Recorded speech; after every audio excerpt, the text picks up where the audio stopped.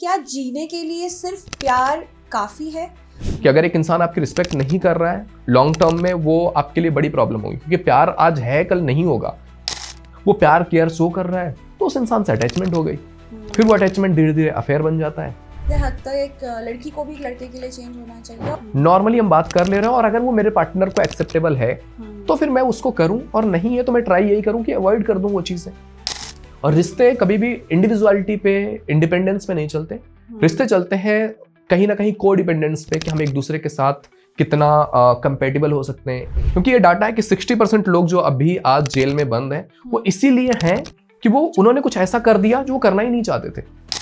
कोई 3 टिप आप एक हस्बैंड को क्या दोगे अपनी वाइफ के इमोशंस को समझने के लिए? एंड अगर एक फीमेल के लिए मैं बोलूँगा, अगर आपको एक मेल को समझना है तो आपको क्या करना है। बट अगर हम पिछले 20 सालों में देखेंगे तो डाइवोर्स रेट इंडिया में 350% से बढ़ गया है। बहुत सारे लड़के हैं जिनके माइंड में ये चीज़ घुस चुकी है कि लड़कियां ऐसी ही हैं, लड़कियां बस पैसे देख के आएंगी। तो ऐसा क्या प्रैक्टिस करना चाहिए किसी इंडिविजुअल को, चाहे वो लड़का हो चाहे वो लड़की हो, कि हम अपने पार्टनर के साथ ठीक है, खुश है, लेकिन हमें इंडिविजुअल कम डिपेंड करना है अपने पार्टनर।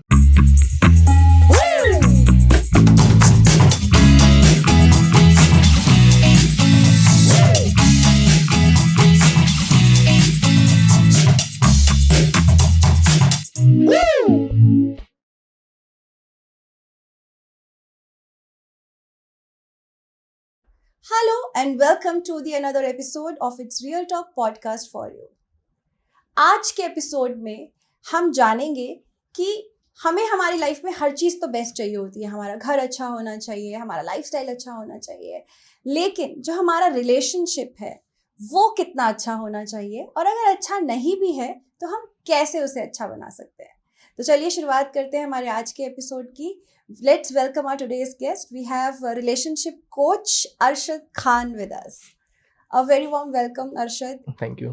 And चलिए शुरुआत करेंगे हम रिलेशनशिप की। Tell me कि आज के एरा में where we are so influenced, हमें बाहरी दुनिया से हम बहुत ज़्यादा प्रभावित हो जाते हैं। सबसे पहले ये बताओ कि एक बंदा टीनेजर होता है और जब ये लव इंट्रोड्यूस होता है हमारी लाइफ में, how to find love and how to know the difference between love and logic? Love and logic की अगर हम बात करेंगे तो वो तो डिफरेंट चीज़ें हैं। एक है हमारा प्यार, एक है लॉजिक। प्यार की हम बात करते हैं जब, तो हमारे पास बहुत सारे परसेप्शंस होते हैं। मे बी हमने प्यार के बारे में सुना है बॉलीवुड मूवीज से, जहाँ पर हमें ऐसा लगता है कि किसी इंसान से प्यार होगा तो दिल में घंटियाँ बजेंगी या सब कुछ बहुत अच्छा लगने लगेगा, तो उसे हम प्यार बोल देंगे। या फिर हमने कुछ अलग लॉजिक सुना हुआ है प्यार को लेकर के कि प्यार एक ही इंसान से होता है, वो इंसान हमारी ज़िंदगी में आएगा, हमारे सपनों का राजकुमार या राजकुमारी। तो जो भी हमने एक परसेप्शन बनाया हुआ है, जब कोई इंसान हमें उससे मिलता जुलता दिखता है तो हमें लगता है कि वाह, यही इंसान है जिसके साथ मुझे जीना है, या यही इंसान है मेरे सपनों का वो जिसको मैं सोचा करती थी या सोचा करता था। राइट। तो अगर मैं बोलूँ कि मुझे सिर्फ प्यार चाहिए तो क्या ये सही स्टेटमेंट होगा? क्या जीने के लिए सिर्फ प्यार काफ़ी है? और अगर मुझको प्यार नहीं मिल रहा और बाकी सारी चीज़ें मिल रही हैं एक इंसान से, तो क्या वो सही है? कैसे एक्सप्लेन करेंगे आप? सबसे पहले हमें समझना पड़ेगा कि आखिर प्यार है क्या। क्योंकि अगर हम प्यार को अपने परिभाषा से देखेंगे तो हर एक इंसान की अपनी अलग इंट्रोडक्शन है कि प्यार ये होता है मेरे लिए, और मुझे उसी चीज़ पर स्टिक हो जाना है। तो जब हम प्यार की बात करते हैं और हम अपनी लाइफ की बात करते हैं तो हमको केवल प्यार नहीं चाहिए। क्योंकि अगर आपको प्यार करना है, आप पूरी दुनिया से प्यार करो, किसने रोका है आपको? बट आपको केवल प्यार नहीं करना है, आपको रिलेशनशिप भी चलानी है। आपको उस इंसान के साथ रिलेशनशिप में आना है, आपको वो इंसान जिंदगी भर के लिए चाहिए, तो उस इंसान के साथ एक कमिटमेंट वाली रिलेशन भी चाहिए आपको। तो यहाँ पर केवल प्यार नहीं चाहिए। केवल प्यार चाहिए तो वो तो आपको हमेशा मिल जाएगा। अगर आप कोई एक्सपेक्टेशन नहीं रख रहे हो किसी इंसान से, आप प्यार दे रहे हो, आपको प्यार मिलेगा। बट अगर हमारी उस इंसान से कुछ एक्सपेक्टेशन है कि उसको ऐसा करना चाहिए, उसको मेरे लिए ये करना चाहिए, उसको मेरे लिए स्टैंड लेना चाहिए, तो कॉन्फ्लिक्ट सारे वहीं आते हैं। प्यार तो हर कोई कर लेता है अच्छे से। तो जब हम प्यार की बात करते हैं तो उसमें हमें रिलेशन को भी ऐड करना पड़ेगा कि हम प्यार की ही बात नहीं कर रहे हैं, हम रिश्तों की बात कर रहे हैं। राइट। एंड समवेयर प्यार करना फिर भी शायद आसान है, लेकिन उसके बाद जब रिलेशनशिप में आप आते हो, रिलेशनशिप को संभालना और कॉन्फ्लिक्ट्स को झेलना वो एक बड़ा टास्क है।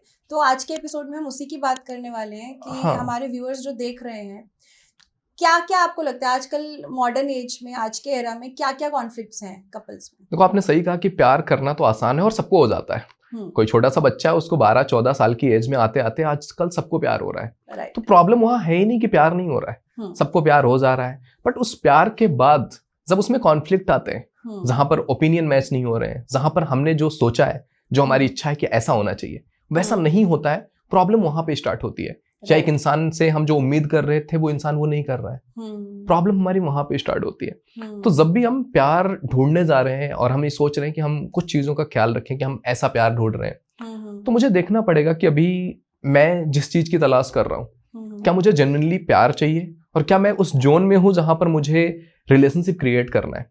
क्योंकि प्यार तो आप नॉर्मली कर लोगे, बट रिलेशनशिप में आने के लिए जो आपको सीरियसली उस इंसान के साथ ही हो जाना है, उसके लिए एटलीस्ट आप एक सर्टेन एज पे पहुंचोगे, फिर आप डिसाइड करोगे कि इस इंसान के साथ होना है या नहीं होना है। Right. And as a human being हम बदलते रहते हैं। आज हम कुछ और सोच रहे हैं, आज कोई इंसान मेरे लिए बेस्ट हो सकता है, आफ्टर ए टाइम मैं और एक्सप्लोर करूंगा और मुझे लगेगा कोई और इंसान बेस्ट है। अच्छा, मैंने एक गलत चॉइस ली थी। और मोस्ट ऑफ द केसेस में यही होता है कि लोग थोड़े टाइम तक इस इंसान के साथ होते हैं और उसके बाद उन्हें लगता है कि यार हमने गलत चॉइस ले लिया था, और अब वहां पे क्विट होते हैं। And most of the cases में हमें ये लगता है कि हाँ, एक इंसान ने हमें धोखा दे दिया। राइट। एंड ये आई गेस आज के जनरेशन में कुछ ज़्यादा ही हो रहा है, क्योंकि ऑप्शंस बहुत हैं, लोगों को एक्सप्लोर ज़्यादा करना है।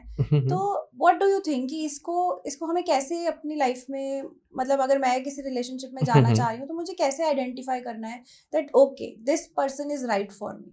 अगर हम कोई 3 फैक्टर्स की बात करें कि अगर मुझे किसी पार्टनर में, अपने लाइफ पार्टनर में देखनी है, तो ऐसी कौन सी 3 चीज़ें अगर वो है तो दैट पर्सन इज चलो ओके, मतलब रहा जा सकता है उनके साथ। तो ऐसी क्या चीज़ें देखनी चाहिए?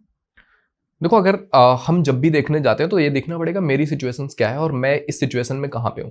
क्या मैं एक टीनेज हूँ, मैं अपनी 20s में हूँ, या फिर मैं 30s में हूँ, मैं किस सिचुएशन में हूँ, उसके अकॉर्डिंग मैं चूज करूंगा कि एक इंसान कैसा है। राइट। और जब भी आप किसी भी रिलेशन में जाते हो, मेरा हमेशा ये कहना है कि अपने आप को टाइम दो डेट करने का। क्योंकि हमारे यहाँ कल्चर यही है, किसी इंसान को देखा तुरंत प्यार हो गया। हाँ। प्यार हो गया, तुरंत कमिटमेंट हुआ, रिलेशन में आए, उसके बाद ही बातचीत होनी स्टार्ट होती है। फिर हम जानना स्टार्ट करते हैं, और उस जानने में भी जब आपको पहले से ही प्यार हो गया है तो आपको तो उस इंसान की कमियां उस समय नेग्लेक्ट ही कर जाओगे। आप देखोगे ही नहीं कि उसमें कमी है, आपको बस वो इंसान चाहिए। राइट। तो जब भी आप एक रिलेशन क्रिएट करने जाते हो, मैं ये कहता हूँ कि एटलीस्ट 6 महीने अपने आप को दो डेट करने के लिए। एंड डेटिंग क्या होती है, समटाइम्स हमें पता ही नहीं, हम डायरेक्ट रिलेशन में आते हैं। डेटिंग इज समथिंग कि आप जा रहे हो, किसी इंसान को जान रहे हो, समझ रहे हो, उसके बाद आप देख पा रहे हो कि ये इंसान में क्या क्या कमियां हैं, क्या अच्छाइयां हैं, और क्या उन कमियों को एक्सेप्ट किया जा सकता है, या वो ऐसी कमियां हैं जिनको एक्सेप्ट ही नहीं किया जा सकता है। उसके बेस पर आप आफ्टर 6 मंथ वो डिसाइड कर रहे हो कि क्या मुझे इस रिश्ते को कंटिन्यू करना है या फिर यहीं पे रोकना है। क्योंकि अगर आपने डे 1 पे रिलेशनशिप के लिए कमिटमेंट कर दिया, आपने शादी की कमिटमेंट कर दी, हम जिंदगी भर साथ रहेंगे, आफ्टर 6 मंथ आपको दिख रहा है कि ये तो वो इंसान ही नहीं है जो सोच के मैं इस इंसान के साथ आई थी। क्योंकि मोस्ट ऑफ द केसेज में हम परसेप्शन क्रिएट कर लेते हैं कि ये तो ऐसा इंसान है। आपको कुछ टाइम के बाद पता चलता है ये तो ऐसा नहीं है। फिर वहां पर अगर आप क्विट करते हो तो फिर आप पे ब्रेकअप, चीटिंग के वो लगेंगे कि तुमने चीट कर दिया मेरे साथ। इसलिए जब आप डेट कर रहे हो तो आपके दोनों के पास ऑप्शन है कि अभी हम देख रहे हैं, अच्छा लगेगा, समझ में आएगा, क्योंकि पूरी जिंदगी जीनी है। सही लगेगा तो डिसाइड करेंगे, और दोनों बैठ के डिसाइड करेंगे। तो वो चीज का टाइम हमें खुद को देना बहुत जरूरी है कि हम देखें, समझें। अगर हमें लगता है कि इस इंसान का मेरे साथ चीजें अच्छी हो सकती हैं, हमारे ओपिनियन मैच हो रहे हैं, हम एक दूसरे की रिस्पेक्ट कर पा रहे हैं, हमारे बीच में कॉन्फ्लिक्ट्स होते हैं तो हम कैसे रिजॉल्व करते हैं। जब कुछ ओपिनियन क्लैशेज होते हैं, जिंदगी में रियलिटी तभी समझ में आएगी। क्योंकि जब तक स्मूथ चल रहा है, दोनों अच्छा फील कर रहे हैं, तो फिर सबको अच्छा लगता है। जब क्लैशेज आते हैं, ओपिनियंस नहीं मैच होते हैं, उस समय एक इंसान किस तरह से मेरे साथ बिहेव कर रहा है, वो इंसान क्या उस समय समझ पा रहा है कि यहाँ पे मैनेज कैसे करना है, जब वो प्रॉब्लम हुई और उस इंसान ने क्विट कर दिया, ब्लॉक कर दिया, कैसा रिएक्शन आता है सामने वाले इंसान की तरफ से। ये सारी चीजें हमें तभी जानने को मिलेगा जब हम कुछ टाइम स्पेंड करेंगे। अदरवाइज तो हमारे पास कोई डाटा ही नहीं है, और बिना डाटा के हम जो भी काम करेंगे वो फिर हमारे इमोशंस हैं कि हम उस इमोशंस के बेस पे आके वो डिसीजन ले रहे हैं। और इमोशंस आज हैं, कल नहीं होंगे, आज किसी के लिए हैं, कल किसी और के लिए हो जाएंगे। और उस बेस पर अगर हम अपने डिसीजंस चेंज करते रहेंगे तो हम सामने वाले इंसान की नजरों में भी गलत होंगे, और समटाइम्स खुद भी ये गिल्ट होता है क्या मैंने सच में किसी के साथ गलत कर दिया है। राइट, ट्रू, कि क्या मैंने किसी को ज्यादा हर्ट कर दिया, या मैंने किसी अच्छे इंसान को तो नहीं खो दिया। हाँ, that's true. Red flag, green flag, basically ये होता क्या है? और ऐसे कौन से बिग नो हैं, ऐसे कौन से रेड फ्लैग हैं जो एक इंसान में बिल्कुल भी नहीं होने चाहिए पार्टनर में? हाँ देखो, red flag and green flag ये आप देखोगे आपके टाइम पीरियड में, आप देखोगे ऐसा एग्जिस्ट ही नहीं करता था। राइट। ये ऐसे टर्म्स हैं जो हम अपनी लाइफ के सिचुएशंस के अकॉर्डिंग ऐड कर देते हैं। जैसे सिचुएशनशिप आप देख रहे हो, अभी तो नैनोशिप आ गया है। अलग अलग तरीके से लोग अपनी लाइफ में जो चीजें होती हैं। What is nanoship? Nanoship situationship का और छोटा पार्ट है। अच्छा। कहते हैं नैनो बहुत छोटा सा। कि थोड़े टाइम, बस कुछ टाइम रहे, फिर उसके बाद दूसरा सिचुएशन आया, फिर दूसरे में शिफ्ट हो गए। तो नए नए टर्म्स लोग निकाल रहे हैं अपनी कंफर्टेबल स्टेट को लेकर के, कि मैं जो कर रहा हूँ उसको कुछ नाम दे दूं कि हाँ ये होता है। हाँ, तो जब भी हम रेड फ्लैग या ग्रीन फ्लैग की बात करते हैं, इट इज ऑल अबाउट कि कौन सी चीज मेरे लिए पॉजिटिव है, कौन सी चीज निगेटिव है, कि मुझे क्या पसंद है क्या नहीं है। एंड समटाइम्स कुछ चीजें ऐसी हैं जो सबके लिए नो या यस है। तो हर एक इंसान के लिए वो डिफरेंट होता है कि किसके लिए कौन सी चीज रेड फ्लैग है। मे बी किसी इंसान के लिए एब्यूजिव होना रेड फ्लैग है, और कुछ लोगों के लिए वो उनकी नॉर्मल टर्म है, वो एब्यूजिव ही होते हैं। तो क्या वो मेरे लिए एक्सेप्टेबल है या नहीं है, क्या वो मेरे टर्म्स में आता है या नहीं आता है। तो जब भी हम लाइफ में कुछ भी डिसीजन ले रहे हैं, हमें अपनी बाउंड्रीज पता होनी चाहिए कि मेरी अपनी क्या बाउंड्रीज हैं, मैं किसी इंसान को किस लेवल तक एक्सेप्ट करूंगी, कौन सी चीजें मेरे लिए एक्सेप्टेबल नहीं है। तो जब भी हम एक रिलेशन में आ रहे हैं, वो चीजें डिसाइडेड हो जानी चाहिए with in few weeks, months में। वो डिसाइड हो जाना चाहिए कि मैं इस तरह की लाइफ स्टाइल देख रही हूँ। एंड वो चीजें मैंने जो कहा कि डेट करेंगे हम, तो हम वो चीजें सामने वाले इंसान के सामने रखेंगे। अगर वो इंसान कभी उस तरह की कोई चीज कर रहा है, कर रही है, तो मैं बताऊंगा कि ये चीज मेरे लिए एक्सेप्टेबल नहीं है। Okay, this is red flag for me, हाँ, this is green flag. हाँ, दिस इज समथिंग जो मैं एक्सेप्ट नहीं कर सकती हूँ। तो ये दोबारा से होगा तो शायद मैं कंफर्टेबल नहीं होंगी। तो अगर मैं बता दे रही हूँ, उसके बाद भी वो मल्टीपल टाइम्स हो रहा है, तो इट मीन्स कि सामने वाले इंसान को अपने बिहेवियर में कुछ चेंज नहीं करना है, उसको वैसे ही रहना है। तो अब वो डिसीजन मेरे ऊपर है कि मैं उस इंसान के साथ कंटिन्यू करूंगा या नहीं। उसको बदलने के लिए मैं जस्ट उसको समझा सकता हूँ, बता सकता हूँ कि ये मुझे बुरा लगा। अगर वो मुझे बुरा लगा, फिर भी वो इंसान कंटिन्यू कर रहा है, फिर वो कैसा प्यार कर रहा है मुझसे। सही बात है। तो मुझे ये चीज देखनी पड़ेगी। और अगर मैं नॉर्मली रेड फ्लैग या ग्रीन फ्लैग की बात करूं कि जो सबको ध्यान रखना चाहिए, तो उन चीजों में सबसे पहली चीज आ जाएगी कि क्या हमारी अंडरस्टैंडिंग मैच हो पा रही है एक लेवल तक, कि हम दो चीजें, ओपिनियन अलग हो सकते हैं, बट क्या हम सेम पेज पे आ पाते हैं, कि हमने एक दूसरे से डिस्कस किया और हम एक ग्राउंड पेज पे आ पा रहे हैं कि यार तुम भी थोड़ा सा अप डाउन हो जा रहे हो, मैं भी, और ये एक बीच का रास्ता होगा जहां पर हम दोनों कंफर्टेबल होंगे। तो क्या इतनी अंडरस्टैंडिंग हमारी हो पा रही है? क्या हम दोनों एक दूसरे के साथ लॉयल हैं? लॉयल इन द सेंस कि यार हम एक दूसरे के साथ हैं, तो ऐसा नहीं है कि हम और भी ऑप्शंस तलाश रहे हैं। अगर कोई इंसान और भी ऑप्शंस तलाश रहा है या वो फिगर आउट करता रहता है कि नहीं मैं तो बस ऐसे ही कर रहा हूँ, ऐसे ही देख रहा हूँ, तो वो एक बिग नो है कि ठीक है, अगर किसी इंसान को मेरे साथ रहना ही नहीं, अगर उसके मन में ऑप्शंस चल रहे हैं, तो फिर तो वो स्विच करता रहेगा कि इससे बेटर ऑप्शन कोई और मिल जाएगा। तो अगर कोई इंसान मेरे साथ है, तो एटलीस्ट उस टाइम पीरियड पे तो इंसान मेरे साथ ही है। तीसरी चीज हो सकती है रिस्पेक्ट, जिसपे आपको कॉम्प्रोमाइज नहीं करनी चाहिए। कि अगर एक इंसान आपकी रिस्पेक्ट नहीं कर रहा है, लॉन्ग टर्म में वो आपके लिए बड़ी प्रॉब्लम होगी, क्योंकि प्यार आज है कल नहीं होगा। समटाइम कुछ सिचुएशन में प्यार नहीं होता है, हर दिन प्यार नहीं होता है। जब आप एक रिलेशनशिप में हो ना, तो उसमें तो समटाइम्स हम कर लेते हैं कि यार ठीक है चलो प्यार चल रहा है, बट जब आप एक मैरिज वाले सिनेरियो में आ जाओगे किसी इंसान के साथ, फिर आपको पूरा 24 घंटे उस इंसान के साथ होने हैं, फिर आपको उस इंसान को हर सिचुएशन में देखना है। अभी तो हम जब मिलने जा रहे हैं किसी इंसान से, तो प्रॉपर रेडी होके जा रहे हैं। जब आप मैरिज में रह रहे हो, तो सुबह उठ के आपको उसको बिना मेकअप के भी देखना पड़ेगा। आपको सामने वाले इंसान को देखना पड़ेगा कि उसके सूज से कितनी बदबू आ रही है, वो भी आपको देखनी पड़ेगी। तो बहुत सारी चीजें हैं जो फैंसी नहीं होगी।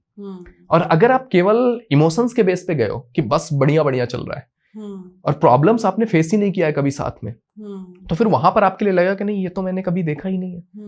तो जब भी आप एक रिलेशन में जा रहे हो कि एक इंसान है जो अभी प्यार कर रहा है, सब कुछ बढ़िया चल रहा है, लेकिन अगर वो इंसान प्यार में, वो इंसान मेरी डिसरिस्पेक्ट कर दे रहा है, और मैं उस समय अवॉइड कर देती हूँ क्या ठीक है ये इंसान कर दे रहा है ना, कोई बात नहीं, मेरा है, बट पूरी जिंदगी अगर वो चीज चलती रही, किसी और के सामने वो इंसान इस तरह की चीजें करता रहा, आप भूल जाओगे प्यार। क्योंकि ये जो हार्मोनल हाई होता है ना, वो थोड़े टाइम में डाउन हो जाता है। फिर आप रियल जिंदगी जीने लगते हो कि यार वो भी एक इंसान है, मैं भी एक इंसान हूँ, वो इंसान मुझे किस तरह से बिहेव कर रहा है मेरे साथ। तो रिस्पेक्ट एक बहुत इंपॉर्टेंट फैक्टर हो जाता है।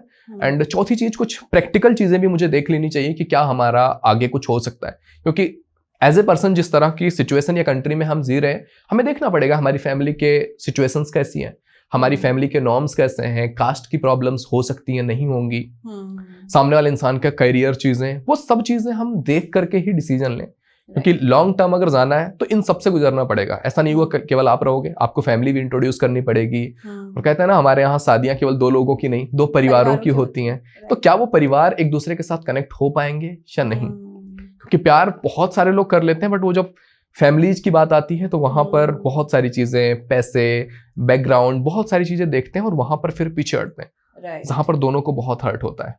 तो अगर ये चीजें आप देख के जा रहे हो किसी इंसान में कि इस तरह की कोई चीज अगर हो रही है, तो वो आपके लिए एक रेड फ्लैग है। और इन चीजों में भी अगर आपकी लाइफ अच्छी चल रही है तो वो आपके लिए ग्रीन फ्लैग है कि ठीक है, चीजें अच्छी चल पा रही हैं, सब कुछ हमारे बीच में पॉजिटिव है, बस हम दोनों को एक दूसरे के साथ समझ के मेंटेन करके आगे चलना है। Right. Let's talk about gender roles in a relationship. और ये टाइम के साथ काफी बदलता जा रहा है। एंड मतलब मेरी अभी ऑब्जर्वेशन ये है करंटली कि लड़के काफी फ्लेक्सिबल है आजकल। जितने भी हस्बैंड्स हैं दे आर क्वाइट फ्लेक्सिबल कि भाई ठीक है, वो घर में भी कर लेते हैं, बीवी के लिए भी कर लेते हैं, बाहर भी कर रहे हैं। But what do you have to say about gender roles? आप क्या कहना चाहेंगे? हर एक जेंडर का अपना एक रोल है, एक उसके बायोलॉजिकल रोल है, क्योंकि डिफरेंसेज है। हम कह देते हैं ना जेंडर इक्वालिटी के नाम पे कि लड़का लड़की बराबर है, ठीक है, वो एक सोशल स्पेक्ट्रम में ठीक है कि दोनों बराबर हैं, बट बायोलॉजिकली वो एक जैसे नहीं है। दोनों की अपनी पावर्स डिफरेंट है, दोनों के अपने नेचर डिफरेंट है, दोनों का ब्रेन सेट डिफरेंट है। और अगर हम सेम एक्सपेक्ट करने लग जाएंगे तो कॉन्फ्लिक्ट हो जाएगा कि एक इंसान मेरे तरह क्यों नहीं सोच रहा है, मैं तो इसको ऐसे देख रही हूँ, वो इंसान नहीं देख पा रहा है, उस इंसान को समझ ही नहीं आ रहा है। तो हमें इसी में इमोशनल इंटेलिजेंस की सबसे ज्यादा इंपॉर्टेंस हो जाती है कि हम समझ पाए कि मेरे पार्टनर का ब्रेन सेट कैसा होगा। वो अगर एक मेल है तो वो कैसा सोच रहा होगा, वो एक फीमेल है तो वो कैसा सोच रही होगी, उसकी थिंकिंग कैसी होगी। क्योंकि ये सारी चीजें जितनी हमारी अंडरस्टैंडिंग है वो हमने डेवलप किया हुआ है विथ टाइम हमने। तो हमें ये भी देखना पड़ेगा कि बायोलॉजिकली उस इंसान में क्या चेंजेस हैं। तो जेंडर इक्वालिटी जब भी हम बात करते हैं तो वो इसीलिए है कि यार जो इंसान नहीं कर रहा है, जैसे हजारों सालों से फीमेल्स कहीं ना कहीं बैकवर्ड रही हैं, तो वो सोसाइटी में आए, वो भी काम करें, वो भी लाइफ में आगे बढ़े, उनको मोटिवेट करने के लिए इट इज ओके कि जेंडर इक्वालिटी है। लेकिन जब आप रियल में वहां पर इक्वालिटी करने लग जाओगे, क्योंकि बहुत सारे फेमिनिस्ट आप देखोगे वो उठ करके आएंगे, मुझे भी रहना है मेल्स की तरह, अगर मेल्स ड्रिंक कर सकते हैं तो मैं क्यों नहीं कर सकती हूँ, वो स्मोक कर रहे हैं मैं क्यों नहीं कर सकती हूँ, वो शर्टलेस घूम रहे हैं हम क्यों नहीं कोई भी कपड़ा पहन सकते हैं। तो इट इज बेसलेस कि हम वो चीज पकड़ के बैठ रहे हैं कि हम गलत चीजों में कहीं ना कहीं कंपेयर कर रहे हैं। क्योंकि अगर आप शर्टलेस घूम रहे हो, आप घूमो, उन्हें तो वही देखना है, बट आपको देखना पड़ेगा कि वो चीजें आपकी लाइफ में कैसा इंपैक्ट डाल रही हैं। तो हर चीज में इक्वालिटी की जरूरत नहीं है, मुझे समझना है कि मेरा पार्टनर कैसा और मैं हूं। जैसे आपने कहा कि हाँ ठीक है, अभी मेल्स थोड़े से ज्यादा फ्लेक्सिबल हो रहे हैं एंड फीमेल्स का अपना वही रूटीन है कि यार मैं अगर कुछ कर रही हूँ तो फिर मैं कर रही हूँ। क्योंकि बहुत सारी फीमेल्स हैं जिनका यही है कि यार मैं जो कमा रही हूँ वो मेरा अपना है, तुम जो कमा रहे हो वो सबका है। सही बात है। और उस चीज में बहुत कॉन्फ्लिक्ट्स आते हैं, क्योंकि जब पहले सिचुएशन ऐसी थी कि फीमेल कुछ नहीं कर रही है, वो घर पे है, वो खाना बना रही है, बच्चों का ख्याल रख रही है, घर वालों का ख्याल रख रही है, वो कमा के ला रहा है, सब सेट था। बट आज रोल्स बदल रहे हैं, आज हर कोई काम कर रहा है, हर कोई अर्न कर रहा है। तो वो चीज डिस्कशन, जब भी आप एक रिलेशन क्रिएट कर रहे हो, आपको बातचीत करनी पड़ेगी कि हमारा क्या रोल होने वाला है और हम आगे कैसे मैनेज करेंगे। क्योंकि अगर हमने बात नहीं किया और हमने कुछ सोच के कर लिया कि ऐसे ही होगा, आगे चल करके वहां पे कॉन्फ्लिक्ट आएगा। तो बहुत सारे लोग हैं जहां पर उनको है कि यार मुझे मेरे पेरेंट्स को देखना है, तो मेरा पैसा मेरे पेरेंट्स को या मेरे पास रहेगा, तुम्हारी फैमिली में मेरा कोई इन्वॉल्वमेंट नहीं होगा। अब उस चीज में लड़के की फैमिली का समटाइम्स इशू होता है कि भाई बहू है, कमा रही है, तो हमारे पास क्यों आना चाहिए। तो उसमें बहुत सारे कॉन्फ्लिक्ट्स होते हैं। तो जेंडर इक्वालिटी की जब हम बात करते हैं तो फीमेल्स में थोड़ा सा वो फ्लेक्सिबिलिटी कम आ रही है अभी के टाइम पीरियड पे। वो स्ट्रिक्ट होती जा रही है, उनको मेल की तरह बिहेव करना है कि मेल्स ने ऐसा किया था तो हम भी वैसा करेंगे। कि हजारों सालों तक मेल्स ने वो डोमिनेशन किया था, अब हम क्यों नहीं कर सकते हैं। तो जब भी हम जेंडर इक्वालिटी की बात करते हैं, हम इसलिए करते हैं कि हमारी सोसाइटी बेटर बने, जहां पर कुछ वार नहीं चल रहा है कि लड़का अलग लड़की अलग, कि लड़के लड़कियों को गलत बोल रहे हैं, लड़कियां लड़कों को गलत बोल रही हैं। और इस चीज को लेकर के हम जितना ज्यादा आगे बढ़ते जा रहे हैं, वो इनसिक्योरिटी डेवलप हो रही है। राइट नाउ आप बहुत सारे लोगों को देखते होंगे कि यार मुझे शादी नहीं करनी है।